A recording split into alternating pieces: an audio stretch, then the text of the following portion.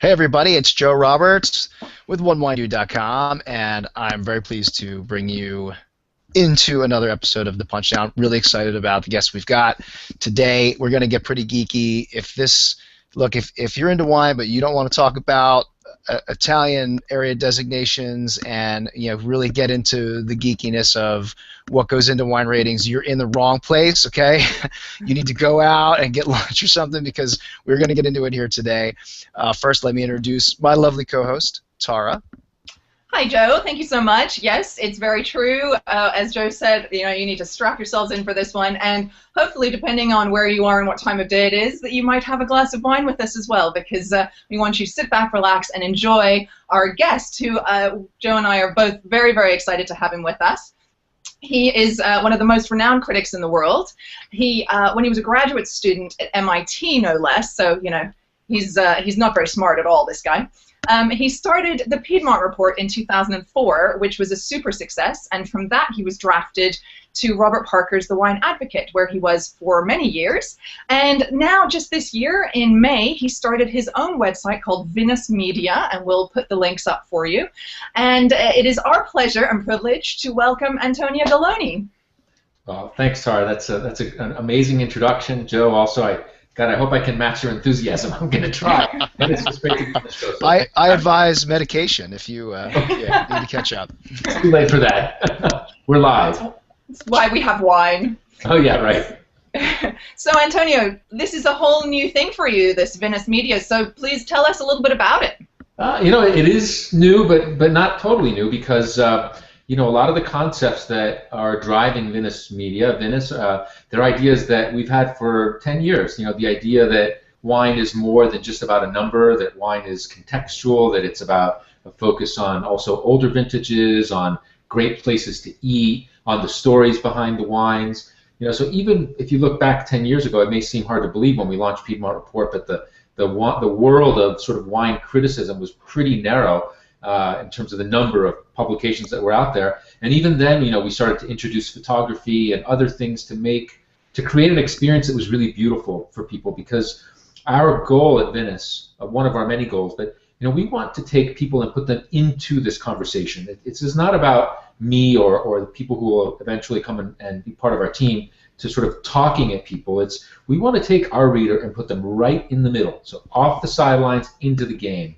We can do that with video, we can do that with events, we can do that with technology, but it's really about sort of putting the reader at the center. It's not me at the center. That's why Venice doesn't have my name on it. It's not some score at the center. It's you, the reader. You're in the center. Come with me to Screaming Eagle. Come with me to Vietti. Come with me to Krug. Let's taste together. And that is really sort of the driving force behind Venice. But these are all ideas that we've had now for many, many years. This is just now really the fruition. So I started with my lovely wife, Marzia. We started, Piedmont Report about 10 years ago. Then there was a time at the Advocate, and now it's Venice. But to me, it's just like one kind of closing of the loop. This is really no different from what we were doing 10 years ago. It's just, the technology's a little bit different and got a much more global platform. But the ideas are really kind of the same, to be honest. A few billion wines later. A few billion, not quite a billion. That's a little bit of an exaggeration, but Well, Sorry, go ahead, Tara. Well, no, I was just going to say that it's so true, though. Wine is about the story, and I think especially now more than ever, when we have so many more wonderfully educated consumers, how do you make a wine stand out? How do you make something really mean something to, from a bottle of wine on a big shelf? So I think the stories really are so critical, and for you to be able to take us there, because for me personally, anytime I'm visiting a vineyard or a winery, that's always where I learn the most. And I hear the stories from the people themselves, and I smell the air and see the winery and the vineyards. And so that by you taking us there, for those of us that aren't traveling as much as we'd like to, it's a really wonderful way to sort of educate and bring us along. So, but I think you're absolutely right about the story, and there's lots of great stories from the areas that you cover, which I should just mention are California, Italy, Burgundy, and Champagne. That's right, for now. For now, okay. Oh, all right. It's really fun. It's a privilege, really, to be able to travel to those places. I'm on the road about 6 months a year, and I think it's a big differentiator of what we're doing. Over the summer we published a Tuscany article. I spent more than a month just on that one article, visiting, looking at wineries, looking at vineyards, and really trying to bring our reader something that comes off the page. It's just when I taste a great wine, it's very vivid to me. I can remember where I was, who I was with, the whole picture around it. And wine has that ability to like sear these memories into your mind that will last for years and maybe in decades for some people. And so I'm just trying to capture that and with every article, with every set of reviews, the really great wines, and even the ones that are maybe, it's a beautiful wine, it's a $20 wine that you can drink on a Tuesday night without thinking about too much, because that's important to us as well, but really trying to capture the essence of what's in the glass onto a screen right now. We will have a print edition at some point, but the goal of really trying to capture what's in that glass for people and trying to make it as alive for them as it is for me, that's really the challenge. And I'm wondering if that leads us into a tasting notes scenario. So yeah, actually, I'm thinking about that. I have two questions. Before I get to that, because I definitely want to talk about reviews, but before I get to that, you taste a lot of wine. And, I mean, I taste some ridiculous amount of wine a year, and you probably taste 3 to 5 times that amount, right?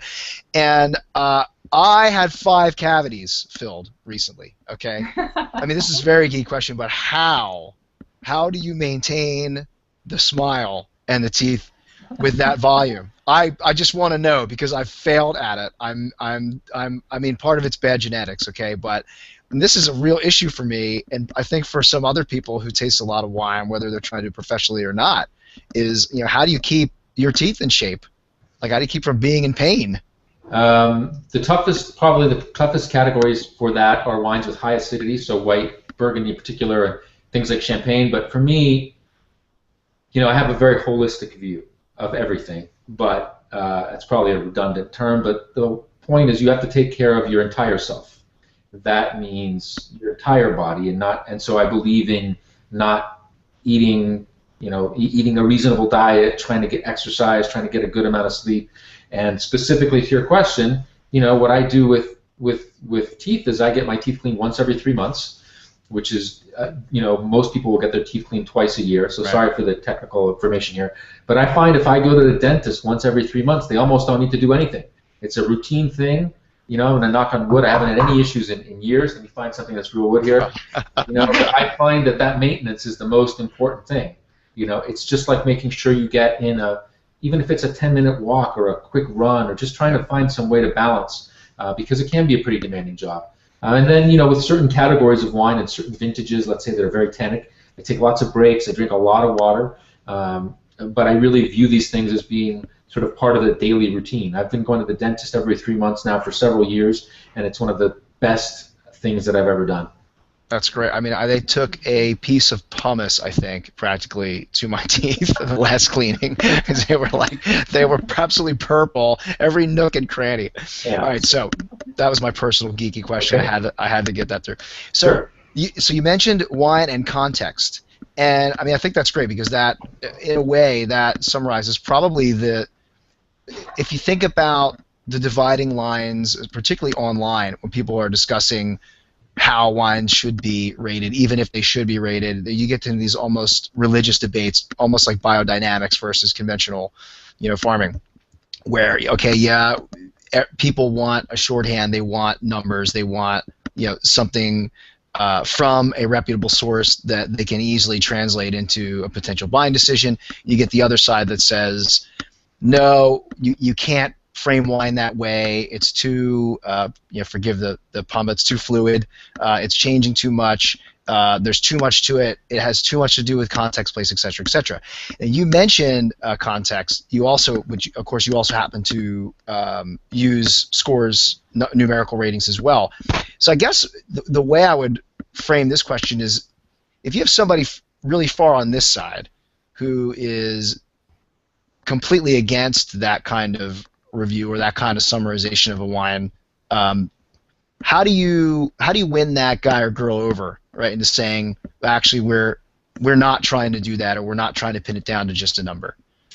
Look, you may or you may not. I mean, the bottom line is there's nothing more rewarding as a wine drinker than figuring out your own palate and figuring out what you like and you don't like. That is like an epiphany moment. I remember doing this tasting at a really fancy wine shop in New York about 8 or 9 years ago. And at the end, this gentleman who was probably in his mid-50s, if not older, he came up to me and he said, "Thank you for the tasting. I now understand my palate." It was the nicest thing anybody has ever said to me. Really, one of the nicest. It was really incredibly humbling.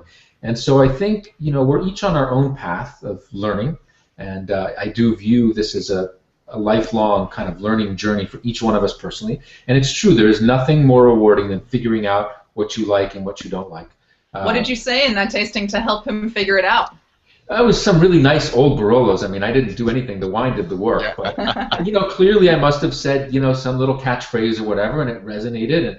And the bottom line is probably this person had these concepts probably in their mind for a long time, and maybe I just gave the connector. I just framed it maybe. But obviously, in a 2-hour session, it's not like going to necessarily change somebody's life.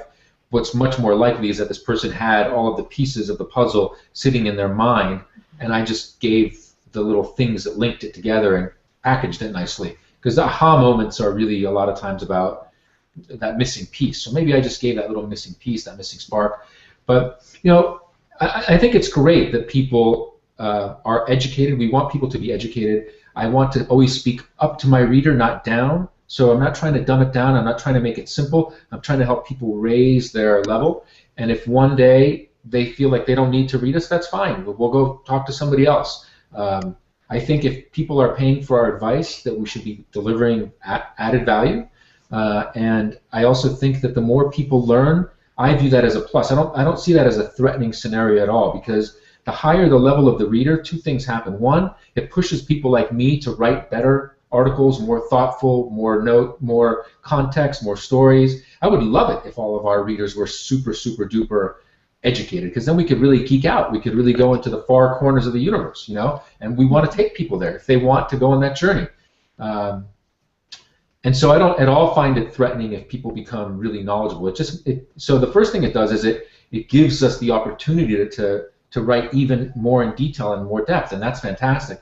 The other thing it does is it really starts to separate the competition from who can do that and who can't do that, and I think that that's also great. So I don't have any issue with that. If people are super knowledgeable, I think it's great. At the beginning of my career, somebody said to me, don't forget that there's always somebody out there who knows more about any single wine than you do.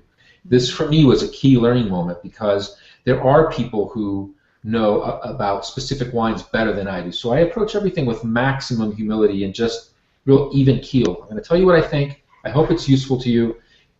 If you need something more complex, we'll try to meet those needs. And so I don't view that as a negative at all. I view it as a huge plus. The second thing is, look, in anything, there's always going to be people who can do things themselves. I mean, look, I can't fix anything around the house, so I have to call somebody. But there's people out there who are very good at that, and they don't need anybody. So I'm just jealous. I think it's great. There are people who do their own taxes. There are people who can, do a lot of things. Those don't happen to be my skill sets. So when something is important to me and I don't have necessarily a lot of time or the right competence, I look for the best professional. So, I want to have a good accountant who knows all sorts of things that I'll never know. I want to have, a good estate planner or whatever, a good insurance person. And if my kids are sick, I want to have a doctor, the best doctor that I can find. And I think that if you're buying wine at a certain level, you may want some professional advice. You may not need it. It's a free world. I think it's wonderful for there to be choice. We try to provide really in-depth information. It's always proprietary, so nothing that I write is ever based on stuff that other people have written. It's all first-hand observation. I try to pack every article and every review with as much context as possible. For the wines that our readers are interested in, a lot of things are like, when should I drink this wine? How does this vintage compare to the previous vintages, etc.? You have to have some knowledge to do that. But that may not be for everybody. And again, it's no problem at all. There's something for everybody out there. So we're just trying to do the best job possible. We write everything based on first-hand experiences. I think it's highly differentiated content. We're going to publish our Napa Valley reviews next week, and I honestly don't think there's another critic who spent more time on the ground visiting wineries, tasting wines from barrel, and following these wines all the way from the harvest into the bottle than I have. Hopefully that's reflected in the quality of the notes, but that's not my, that's for you to decide. That's for our readers to decide. It's not for me to decide, but we've put our full heart and soul into that effort, and so, hopefully I think that over time that's a winning formula. But, again, it's not for me to decide. We just do the best we can. What are your key observations from the Napa report? Well, we got 3 really different vintages. Well, 2010 now, I like to go back and taste the previous year's vintages as well. So 2010 is a vintage that, sort of linking back to the idea of why it's important to do this first-hand research. 2010 is a vintage that I started tasting in 2011. In 2011, I said to our readers, this looks like a very exciting vintage. You're tasting the wines from barrel, you don't know, but it was already a signal. Hey, these are going to be, some of these wines are going to be really exciting. Then last year, a year ago, I wrote that 2010 was an epic vintage for Cabernet Sauvignon, which I'm continue to be convinced about, because I've tasted the wines again now this year. Now, some other publications are just now today, 2 years later, telling you, hey, 2010 is a great vintage. Well, I want to live with those wines from the moment they're born, and that allows you to have this insight that maybe not everybody else can have. So that's why I spend so much time on the road. That's why we invest a lot of money in travel and in tastings and in going to places, because I want to be able to give our readers something that they can't find everywhere else. And so you asked about what are the insights. Well, 2012, it confirms my initial opinion going back 2 years ago that it's a beautiful vintage, structured wines built for the cellar. 11 is kind of up and down, but there are some definite peaks of excellence there. And I think it's the kind of vintage that I love most, because it is a difficult vintage in the vineyard, and you really see you really start to see which estates belong at the top and why. I visited a lot of these places in the harvest, so I started already to formulate some opinions. You see who's very diligent with sorting, who's a little bit less diligent with sorting. 2 years later now, you're finding all of that work actually encompassed in a bottle. And I love vintages like 2011, because it's where people like me are supposed to actually work and really deliver some insight, because there are some great wines and there are not some great wines, and so some not great wines. And so those are vintages that really test your palate, and so I love that. It's incredibly exciting. Then you go to 2012, a vintage that everybody thinks is going to be great because the growing season was easy, but the yields were also very high, and I think a lot of those wines are not going to be as good as people think. You're only tasting preliminary blends at this stage. It's a year later, so it's the fall of 13, tasting 2012's in a preliminary state. The wines are not fully formed, but I saw those vineyards before the harvest, and I can tell you who had a lot of fruit on the vineyard and who didn't.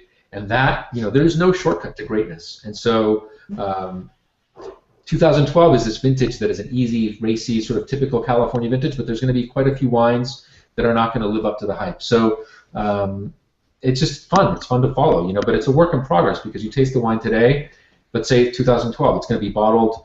I'll taste it from the bottle next year. First, I'll taste it in the spring, because I go twice a year, 2 or 3 times a year to taste the wines from barrel. But I'll taste those wines in the spring. Then I'm going to taste them again next year when they're in the bottle. But then I hope to taste them when they're 5 years old, 10 years old, 20 years old, et cetera, et cetera. And it's really building a relationship with the wine, really living with it, living the wine, living the region, being there all the time. That's really what we're after. That's our huge passion. Any standouts that you can mention, like a tiny preview, where there are a couple of producers that maybe you were surprised and thought, man, these guys are just kicking ass in Napa? There's a lot. I mean, one of my personal favorites is Vine Hill Ranch, which they've been making some beautiful wines now. The first vintage for them was '08, but they were selling fruit for a number of years, decades really, and just a really beautiful wine, a lot of this sort of iron and ferrous qualities, a powerful, structured style, a really nice middle ground between, a classic style and a more forward, modern California style, and just an impeccable wine. When I taste Vine Hill Ranch, to me, it's the epitome of class. But there's a lot. Dalla Valle was a very impressive tasting this year, because they've been through some replanting and some periods of kind of highs and lows, and the wines today are just singing. They're just beautiful. From the most entry level wine, although because they make the second wine called Colina della Valle, which is beautiful, all the way up to the top. Just incredible. It's a real personality of place. And so there is terroir in Napa Valley. That's one of the big themes. So that's another estate that's sort of very famous, but I think is kind of went through a period of kind of, sort of, maybe the wines weren't quite at the level that you expect for a real star, and now they're back, and boy, I mean, it's just unbelievably beautiful. So those are just a couple, but there's so many. Futo, which is another Oakville property on the closer to Harlan and Bond, but I mean, just wines of real distinction. I mean, you see that when you go somewhere for 2, 3, 4, 5 weeks, the places that are at the top, they really stand out, because they're just so complex. Great wines are changing in the glass. They speak of a place, and that's just another beautiful estate. But there's I could go on forever. I mean, I don't want to put everybody to sleep here, but I mean, there's just so much going on in California. It's incredibly exciting. Foreman, another one. I mean, it's on and on. Well, I'd like to go across to one of your other regions and visit with Italia for a moment. And so obviously, I mean, who doesn't love Italian wine? I've yet to meet anyone, and I certainly love them. It's very good taste, all right.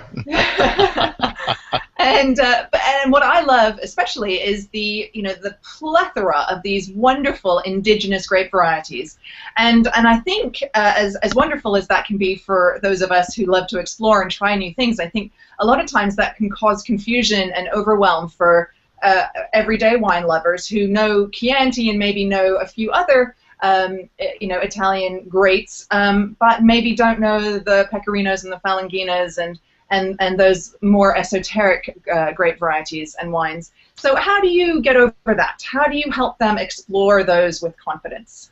Yeah, I mean, Tara, I think it'd be great if you could be a little more enthusiastic here. Darn, I'll try. Yeah. Right. Well, Italy, right? I mean, depending on where you look, there's either something like 1,000, 2,000, 3,000 indigenous grapes. Nobody really knows. To me, it is a land of mystery, discovery. My own family is mostly from Sicily. Sicily has been invaded by everybody. There's a strata of every culture, pretty much. It's a place of endless fascination. What I try to do is just, I write about each region with the same level of passion, and I love Alto Adige for these whites that are incredibly varietally true. So Sauvignon that is very Sauvignon, and Chardonnay that is very Chardonnay. Although Chardonnay is the one grape that's really usually much more about Alto Adige than grapes. But Gewürztraminer, which is of course born there, Sylvaner, Müller-Thurgau, Kerner, etc., etc., etc. In Friuli you get a richer style of those wines, but still with a lot of terroir characteristics. In the south, which you alluded to, you're talking about cultures that go back millennia. I mean, talking thousands of years, very ancient. So there's a timelessness to those grapes. It's beautiful. But the way I approach it is, doing in-depth articles on each of those regions. Let's talk about Campania. Let's talk about Sardinia. Let's talk about Sicily. And then above that, I was probably one of the first people to really do vertical tastings of wines beyond just Tuscany and Piedmont, which are the two, you alluded to Chianti Tara. That's probably the best known Italian wine in the world. The production is 35 million bottles. It's a lot for Italy. But I did verticals of Taurasi. I did verticals of these Campanian reds that people never even think of as being 20-year wines. Montevetrano, for example. The Taurasis from Feli di San Gregorio, all different styles of wine. And so the reason that I started to do that was to really elevate these regions a little bit, to say, look, Tuscany and Piedmont are great, but some of these Taurasis from Mastro Bernardino from decades ago were spectacular wines. You can put that next to any Burgundy that you want, any Bordeaux that you want, and then you've got that incredible, ash volcanic kind of component to those wines, which is just magnificent. And of course, the wines age great. So I believe everything that we do at the core of it is education, and so from writing review standpoint, it's that all of those regions get reviewed, and we've done that for years, annual coverage of all that stuff, and I just think it's incredibly important. Italy is maybe the most diverse country in the world when it comes to grapes and grape types. You think about the peninsula, you think about the north of Italy that was once part of Austria, Alto Adige, until the First World War, and as you go down, it's just amazing. Having lived in Italy for 3 years, it's one of these countries, and my family being from there, it's one of these countries like you get in your car and you drive 10 minutes and the language has changed. The pasta styles have changed. The dialect has changed. Just like Portugal. Yeah, it's just an incredible. I mean, here you can get in your car and drive for an hour and it's still McDonald's and Starbucks, you know? Exactly. Don't talk to me in Florida. You know, yeah, and in some of these places in Europe, you know, everywhere you go, there's some nuance.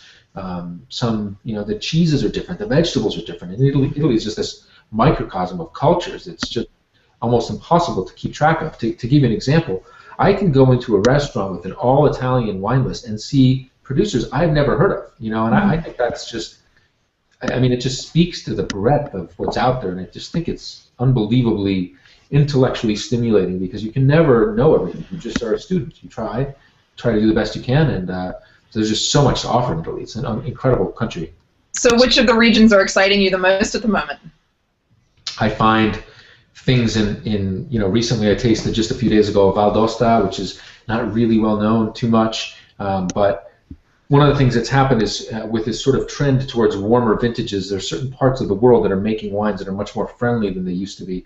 Piedmont being probably the biggest example of a well-known region, but even Val d'Aosta, where the wines used to be really compact and austere, you've got all these indigenous grapes that nobody's ever heard of. That's a really interesting place, and you often get these sort of more ethereal, graceful kind of wines that are not too dissimilar from things like, you know, lighter style Burgundy or Frappato from Sicily, or the wines of the Etna, you know, the more lifted aromatic style. But you know, Val d'Aosta is really exciting.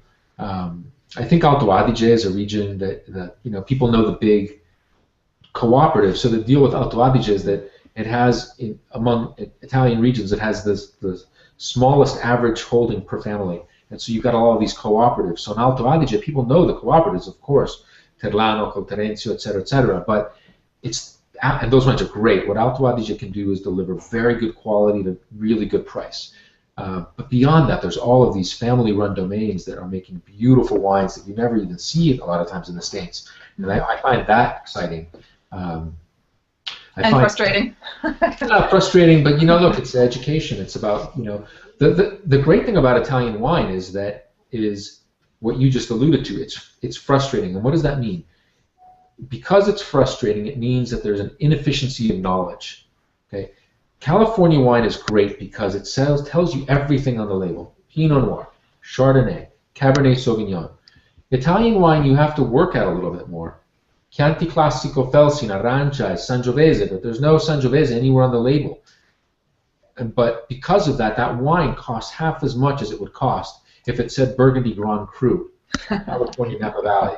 So while Italy may be frustrating, one of the reasons I've always been attracted to these wines as a consumer is because there are very few places in the world where you can buy wines that are age-worthy, that have pedigree, that speak of a place within the various price points. Where you can find it, you know, at $20, at $30, at $40. You know, I did an article last year on the great Sangioveses of Tuscany, and there are these wines that if they were made in other parts of the world, they would cost 2 or 3 times as much. But because Chianti Classico is such a difficult region for people to get their mind around, these wines, you know, if it's a $50 wine in Burgundy, it would be a $150 wine, you know, for the level of quality. And so Italy offers the consumer this incredible opportunity that if you spend the time to wrap your mind around it a little bit, there's very few places in the world where you can drink as well as you can in Italy, but you need the knowledge. And that's maybe where we come in. You know, we can help you get that knowledge. But it's one of the great things about Italy is that the wines, for what they remain really well priced. That's why it's so consumer friendly. And yet, to this point, I gather we may be able to deduce your answer after that. But I did get a question from a reader on Wine Dude who asked about the Grand Selezione designation in Chianti, meaning I guess now we've got an ultra high-end official Chianti designation, and he was curious for your thoughts. Do you think the wine world, the market, is ready to accept that at that high a level? I mean, presumably we're going to see price tags to match, right? Well, look, I'm a big believer in keeping things simple. I'm also a big believer in not changing things unless you absolutely have to. I am sure that and I'm not a marketing expert, so, but it just seems common sense. I think they'll probably be able to push this through, but it's going to cost so much money to educate people. I'm just not sure what the payoff is going to be. So the Chianti Classico, the Gran Selezione, which you just referred to, is meant to sit, if you think of a pyramid of sort of quality, it's meant to represent the upper echelon. And the reason that, the thing with Chianti Classico, so Chianti Classico is a region, okay, basically in north-central Italy. If you want to think of it as kind of basically Florence is representing the upper piece of that, and then Siena kind of representing the bottom. Okay, so there's two provinces basically, Florence up top, Siena at the bottom. So Chianti Classico is a region. That's the region of Chianti Classico, and it's also a wine. There's a wine called Chianti Classico. The problem for Chianti Classico is that the best wines made in that appellation are not Chianti Classico. Right. They are wines like Tignanello, they are wines like La Pergole Torte, Flaccianello, etc., etc. And a lot those wines, the genesis for those wines is basically like a branch. There's two paths that people took in the late 70s and the early 80s. What people wanted to do, some producers wanted to make a pure Sangiovese wine, okay, 100% Sangiovese. And at the time, the laws didn't allow that. You had to use white grapes in Chianti Classico. So some people said, screw it, I'm just going to make my own 100% Chianti Classico. I mean, my 100% Sangiovese, it's not going to be called Chianti Classico. Declassified. It took the lowest designation at the time called Vino da Tavola. Those wines became what today is EGT, things like La Pergole Torte, Flaccianello, etc. The irony is that today, Chianti Classico laws allow 100% Sangiovese, but back then they didn't. So that's your first branch over here. Your second branch are the people who wanted to make these wines that some people call Super Tuscans, which is a horrible term because it doesn't really mean anything. But in a loose way, it means wines that incorporate international grapes. And so you could get a wine like Tignanello that is, let's say, 75 or 80% Sangiovese with, let's say, 20% Cabernet Sauvignon, Cabernet Franc, or whatever. So that was the other path, the internationalization path, and the path towards 100% Sangiovese. Those wines happen to be made, all of them, by very forward-thinking producers. And over time, consumers fell in love with those wines. And those wines became iconic, and those wines came to command prices far and above what any other wine in the appellation would command. So what do you do when Ceparello, Flaccianello, La Pergole Torte, all these pure Sangioveses are more prestigious? They are priced higher than Chianti Classico. So the idea was you create this Gran Selezione to lift the image of Chianti. But the only thing that's going to lift the image of Chianti is the day that those producers decide to come back to the appellation. Okay? If you want Chianti Classico to be prestigious, the best, prestigious in a global sense, is of course prestigious relative to sort of the world of wine. But the peaks, those great wines, those iconic wines, they have to find a way to get them back into Chianti Classico. And that's very difficult because if the Chianti Classico consortium told your dad 30 years ago, take a hike, you know, these people have a tremendous pride. They work very hard, and it's very hard to see them sort of coming back to these organizations that snub them. And so it's a real dilemma, you know, but I don't think that just creating this designation is going to do anything. First of all, it doesn't replace anything, so it's just one more level, and I just think it becomes very confusing, especially if the wines themselves don't deliver something. So one of the things of Chianti Classico Gran Selezione is that the wines have to be made from estate-grown grapes. That excludes some of the big players that may buy some grapes. So, you know, to me, at the end of the day, the wine itself has to be great. The wine is great, all the other stuff happens naturally. Simply creating a designation and saying these are the best wines of the region, when there is no way in hell that any of those producers will take the top wine and change it to Gran Selezione, it's just window dressing. It's not going to really change anything, you know. So, but you know, to me, ultimately the market will speak. So we'll see. You know, I believe ultimately the market is right. The market is right about scores, it's right about prices, and it's right about things like these designations. If people flip out over it, then what I've just told you is meaningless. It's just my opinion. But you know, ultimately, I think the market is right. The market will decide whether this is a good idea or not. But to me, just to finish the thought, at a time when it's so difficult to communicate clear, concise messages, introducing another level and trying to explain to everybody what it is, to me is you know, an uphill road with an uncertain payoff. And it's that last point that really, not going to get super geeky, but reminds me of the VDP stuff in Germany, where you just think, okay, I'm not sure how I would explain this to somebody at a shop, let alone, you know, I mean, you just think, oh my God. I mean, I understand why you have to do it, and in a lot of ways in Germany and VDP, they box themselves into a corner, and they had to find some way out. But you think, you know, I have to try to explain this to somebody. Like, I mean, and a lot of the ways these are done, you just look at it and go, I guess they don't want to sell any wine. Yeah, so you know? Like, that's a big problem with German wines. Nobody can pronounce the names, much less understand what the words mean. So I'll give you an example of a wine that's slated to become a Gran Selezione. Pontovi, Chianti Classico, Gran Selezione, Vigna del Sorbo. Holy smokes. There's the producer's name, there's this 4-word description of the appellation, and then the name of the vineyard. I mean, are you kidding me? You know, what they should do is probably just make it, you know, either get rid of the whole designation and have the name of the vineyard very strong and then maybe the place smaller, or some of these wines like Flaccianello or Le Pergoletorte that are EGT Toscana, you could have an EGT that's Chianti Classico. So you're just basically saying it's from Chianti Classico, the region, but it's not Chianti Classico, the wine. Right now, a lot of those wines have EGT Toscana, so it's very, it's confusing. It's confusing for people, and I mean, I look at it this way: if it's confusing for me, then the average person has no chance. Okay, this is why I started insisting on disgorgement dates for champagne bottles, because I would go to a restaurant and I wouldn't know if a wine had just gotten there that afternoon and had been there for 5 years. And by the way, that is not a knock on wines with time that they've been disgorged. Sometimes you want that. That could be optimal, but you want to know. Otherwise, you're blind. So a lot of these things are complicated. And again, I just sort of say, look, if it's complicated for me, you know, there's no way that somebody else is going to have a fighting chance here. It's pretty complicated. So I think Gran Selezione to me is tough. It's a tough sell. Yeah. Well, I'm perfectly happy with it if it makes you say those really long names in Italian, because you sound great. So, but as far as disgorgement, this is a wonderful segue over to your next area of expertise, and champagne.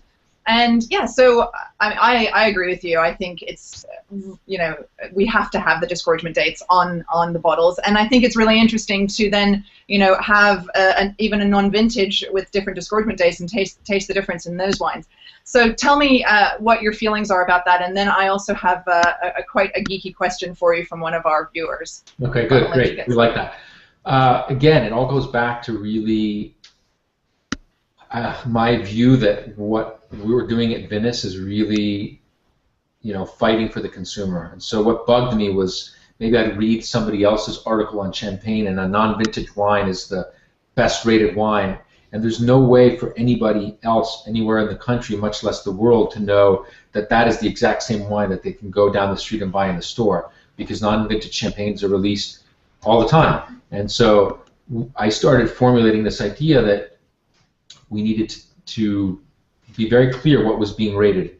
And so some producers have these non-vintage codes that look like, you know, that's just like this seemingly random code of letters and numbers. It means nothing. Other people have a lot number that is the disgorgement date. But bottom line is I wanted to protect the rights of the consumer, making sure that if I wrote about a wine and I liked it, I knew that that was the wine you could buy in St. Louis or London or international markets are tough, so let's exclude those because often the shipments are different. But let's just say I want to know that in Boston or in Providence or in New York or in Philadelphia or in DC, the same wine that I rated is the wine you can buy. And if it's not, that's okay, but as long as it's noted. And so I started to require that that wines have disgorgement dates for me to review them, and I was the first person to do that, even though other people had before me said, gee, it would be great if producers did this or that. But I was the first to really say, look, no disgorgement date, we're not going to review the wine, and it's not a knock on the wine at all. It's just a question of wanting to make sure that I'm fulfilling my role as somebody who's fighting for the consumer. And so what started to happen now is that the industry has adopted this I mean, even Krug has gone to putting codes on their bottles, which I think is great. You know, you can, you know, the big houses have an objection to that because they think it disrupts the aesthetic of their back label. So fine. So Krug figures out to put a little code on the bottom. If you want to geek out, you can go to their website, put in the code. It'll tell you some information about the wine, more than they've ever made available. I think it's fantastic. The smaller producers tend to have no problem disgorging. putting on the disgorgement date, which is obviously great. And where I'd like this to go eventually is towards labels that have even more information. Disgorgement date is important. It's the second life of the wine. Usually wines, you don't want to open them if they've just been disgorged because they need to settle. So the optimal time to be drinking a non-vintage wine is maybe a year or two after the disgorgement. You start to get a little bit more complexity. If you can. A lot of times it's just not practical. Stuff appears on restaurant wine lists and it gets sold immediately. But if you could, you might want to buy your non-vintage wines and give them 6 to 12 months, maybe even 2 years for some of the more sort of important non-vintage wines on the cork, and they'll be great. And wines like something like a Cru Grand Cuvée can go for decades on the cork. It just depends on the pedigree of the wine that went into the bottle. But eventually, what we'd like to do is get to a point where the back labels are a little bit more informative and tell you not just the disgorgement date, but really the base vintage.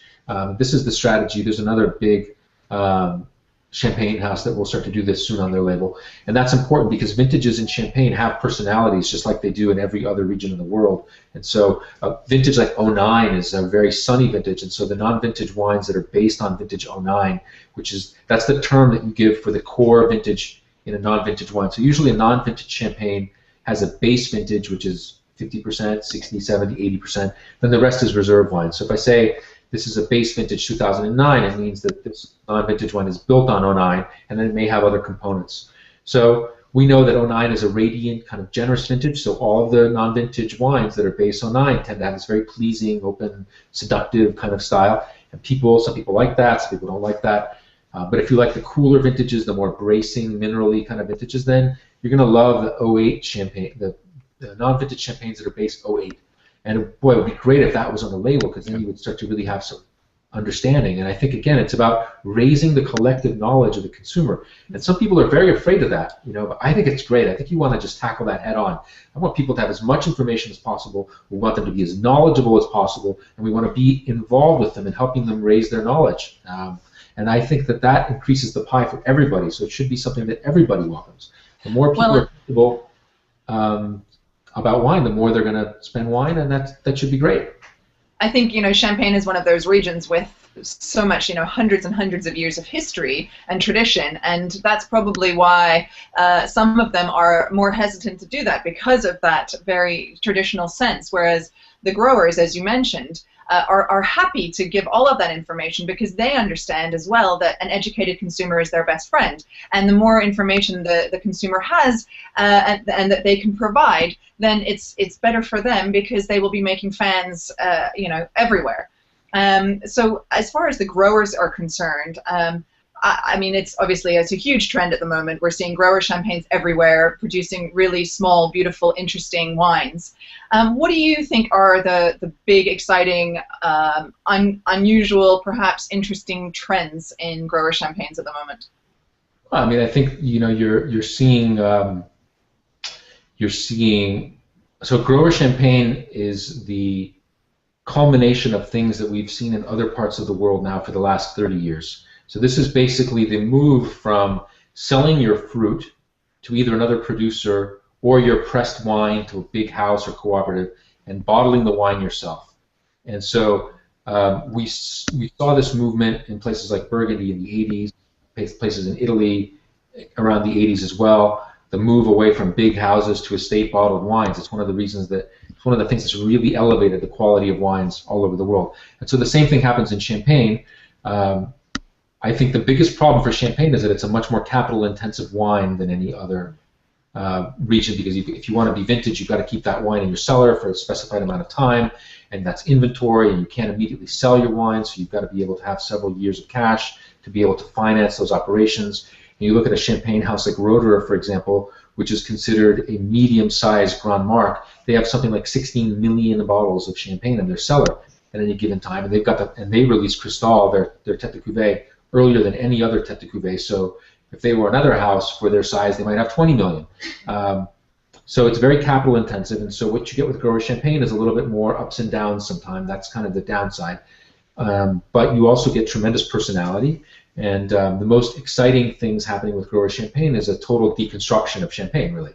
So what are some things that are normal in champagne? Well, the blending of years. So that's what non-vintage champagne is.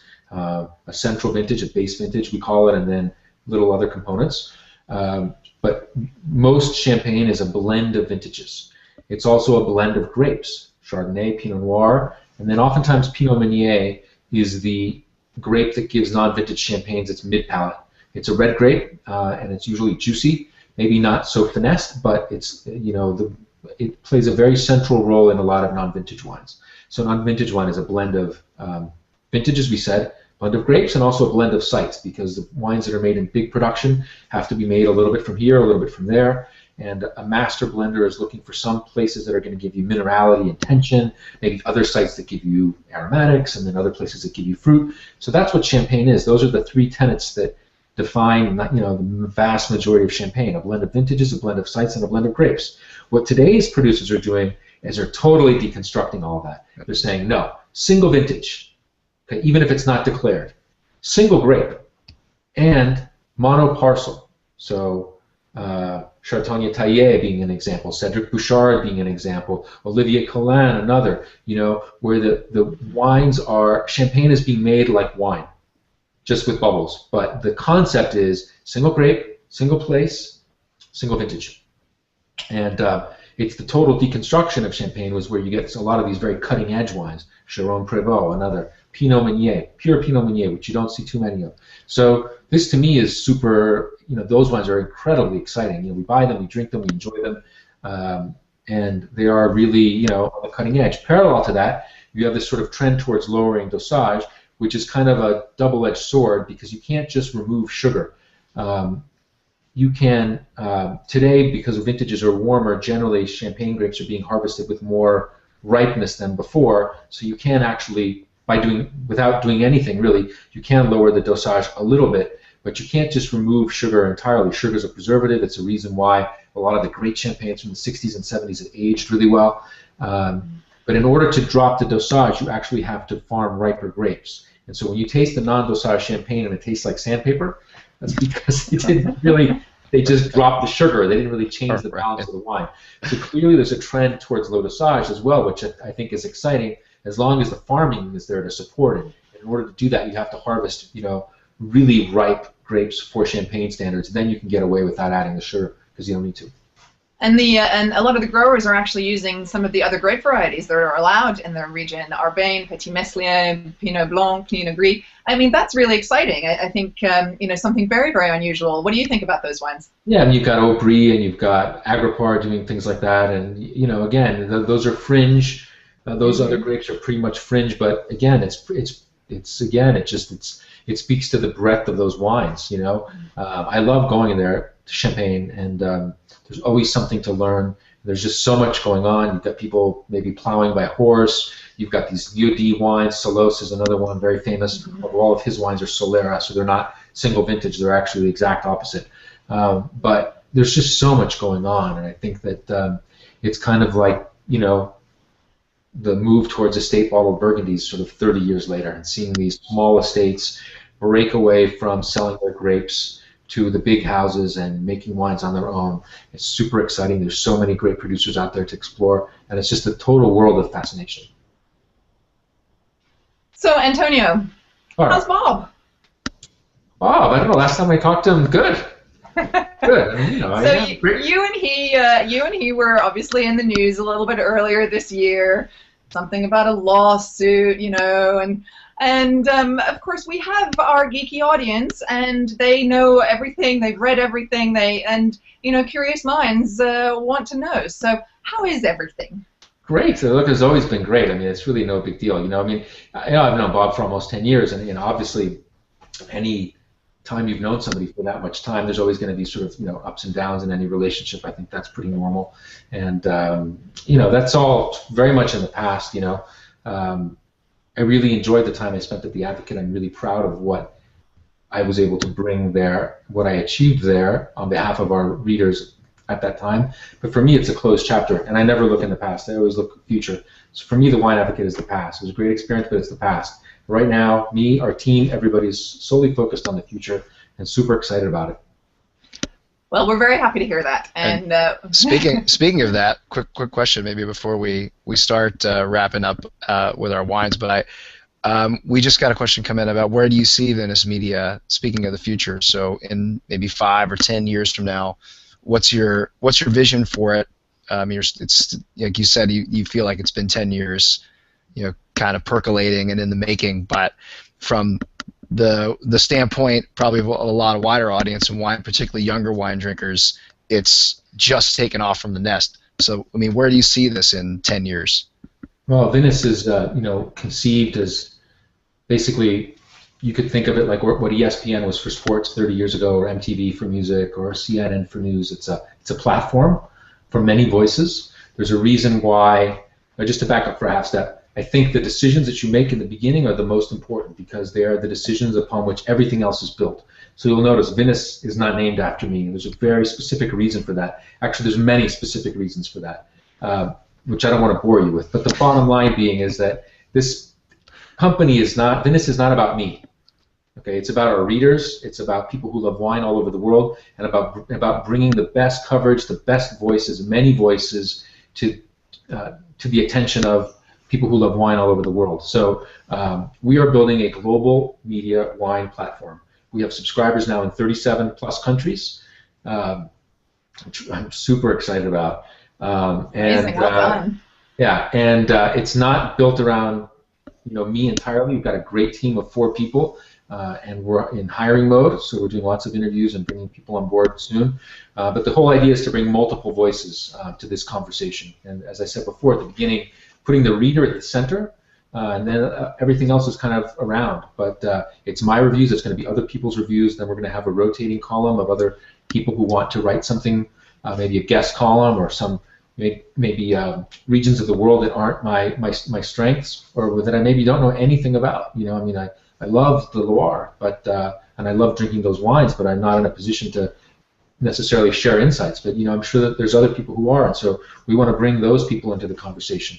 And then, where do I see it in 5 or 10 years? We're interested in reaching millions of people around the world who love wine. And so, we start small, we grow organic, but so far we're just really thrilled with the response.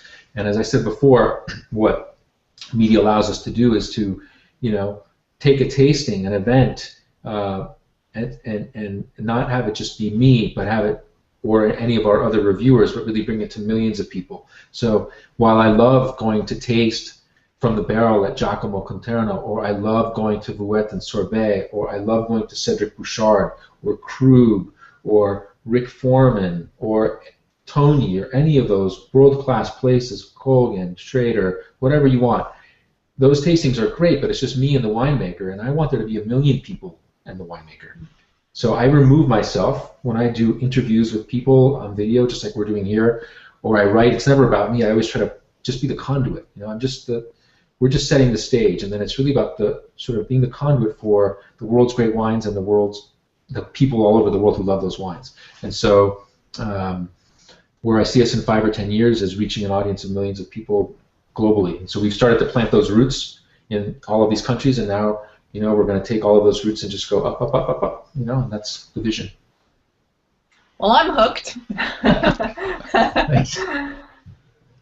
Well, yeah, fantastic. Well, I'm very excited for you, Antonio, and I think it's off to a fantastic start, and we're looking forward to following you and watching you grow. Well, Tara, I really appreciate your time today.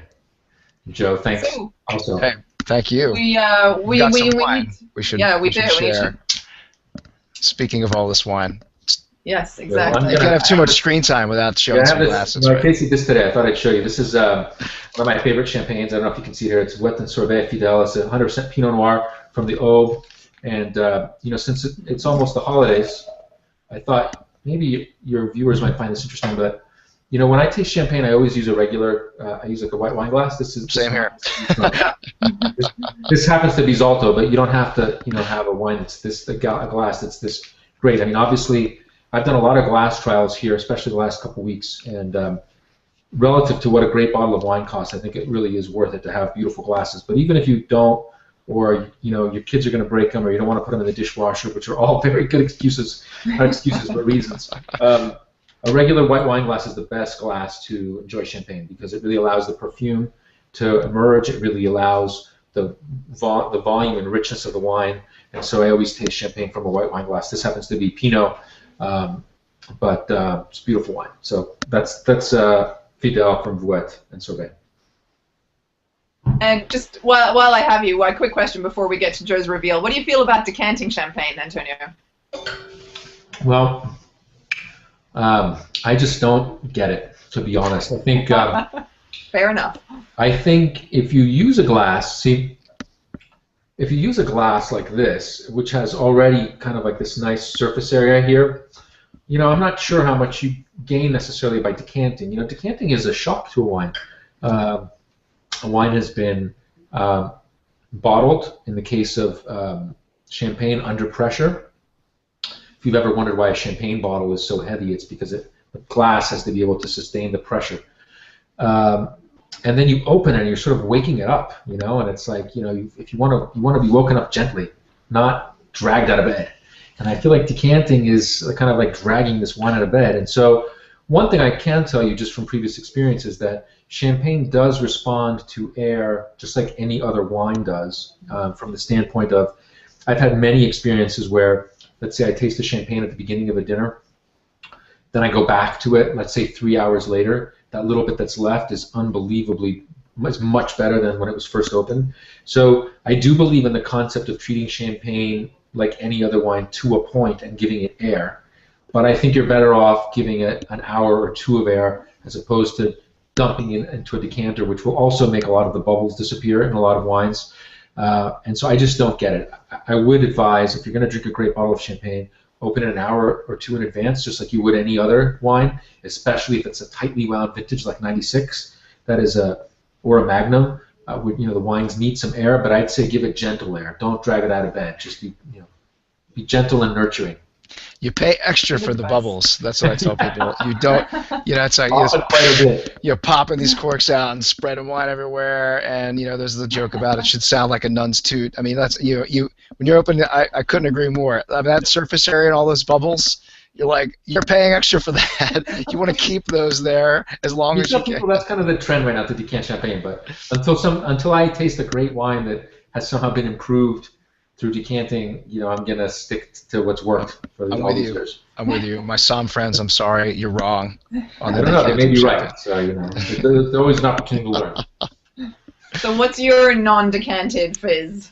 Oh, I do have fizz. So I went Italian since that's one of the regions close to Antonio's heart. Well, Italy particularly, but I went Trento on us, and it's a vintage. I had the 04 of this earlier this year, the Ferrari. I have now the 06, and we talked about it a little bit before the show, but I really like it. I think talking, it's all Chard, and talking about deconstructing champagne and having farmer fizz. I mean, I've had a lot of farmer fizz this year that I honestly, if you had snuck this in the lineup, and it was blind, I wouldn't have batted an eye. I mean, I'm not saying it's up there with the best vintage champers. It's not, but I mean, for $35, you are getting pretty serious deal on this. I think, just in terms of lovely apple fruit, you're getting a lot of toasty, yeasty notes. Some of those nice hallmarks that you would expect from a region like from a Champers or from some Farmer Fizz. I do have to do a quick shout out though to my friends at Fat Cork. I used this, guys, and I know it's going to commit seppuku later for being put into a bottle that was not from Champers. Okay, I understand. I'll burn it for you after. Okay. Well, Ferrari's a world-class estate, and they certainly make good wine, so I'm not at all surprised. I haven't had the 06 but I'm not surprised with your reaction to it. That's thumbs up. And so, as for me, and I don't have much left in my glass here, but I apologize that it's not a wine from any of the regions that we've discussed today. In fact, it's completely new to me. It's not a wine. I'm dropping you from the call. Sorry. I know. But it's a little bit interesting, and so this is where we take wine to another extreme. And I don't know if you can see where it's from. Hold on, let me see if I can get it there. Does it say United Kingdom? Idaho. No, Does it say Idaho? It does say Idaho. It's Syrah from Idaho. It's not Syrah. I didn't see the rest. Idaho. Yes. Well, that's new. Yes, exactly. It's new to me as well. It's from Clearwater Canyon. And apparently they're in the north of Idaho. And it's a husband and wife team, and very well educated. He has a master's in soils, as you do, and it's a lovely wine. You know, it's fresh. I mean, it's got beautiful color. The tannins are soft. It's quaffable. It's easy drinking. It's not very serious, and with the air, since I opened it about an hour ago, it's opened up a bit, and it's just lovely. You know, it's not serious, but it's very nice. So who knew? Idaho. There you go. I mean, I'd say I had some stuff from Snake River Valley at Riesling Rendezvous earlier this year, and I had very similar reactions to what you're having to that red. I mean, there were some really capable Riesling. I mean, promising, and when you consider where they are in the world, promising. I guess it's not completely crazy, right? That we might get decent wine from there. But hey, Antonio, you can hire Tara now. For Venice Media, perhaps. I'll be your Idaho correspondent. For the next region. Never know. Never know.